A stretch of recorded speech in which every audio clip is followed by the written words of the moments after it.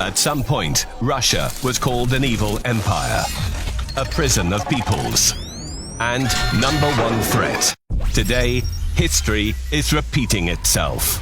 After decades of absence, Russia is returning to the big geopolitical game. That means that for the West, the Russians are tyrants and aggressors once again. But while the leaders of Western nations are going crazy over the mythical Russian threat and competing in methods of Russia's containment, under the dictatorship of the true aggressor, there is blood being spilled all over the globe. Right now, as you are watching this video.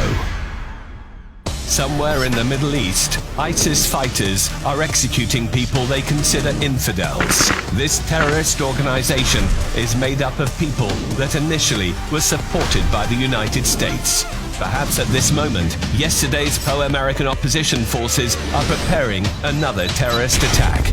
Right now, in the Mediterranean waters, on its way to Europe, there is a vessel full of refugees from North Africa.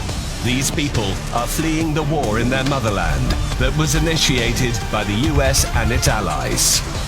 Right now, in one of America's prisons located throughout the world, hundreds of people suffer from torture and humiliation. People that were kidnapped by the CIA far away from US borders. Right now, in some Russian town, an overdose of Afghan heroin has killed yet another drug addict. As a result of NATO's occupation of Afghanistan, production of heroin became the main source of income for the Afghan people. Right now, somewhere in eastern Ukraine, under leadership of American military instructors, local neo-Nazis are fulfilling the ideas of Stepan Bandera. Ideas that in civilized countries are called genocide of civilian population. Meanwhile, in the Donbass region, ravaged by artillery, bomb shelters are hiding seniors, women and children.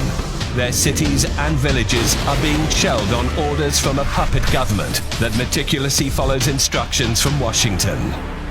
Right now, across the entire globe, hundreds of thousands of people are suffering as a result of US and NATO interventions. But the West continues to label Russia as an aggressor.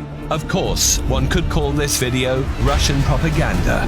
But no one denies the fact that after the end of the Cold War, American imperialism has victimized millions of innocent people. Так и хочется спросить тех, кто создал такую ситуацию. Вы хоть понимаете теперь, чего вы натворили?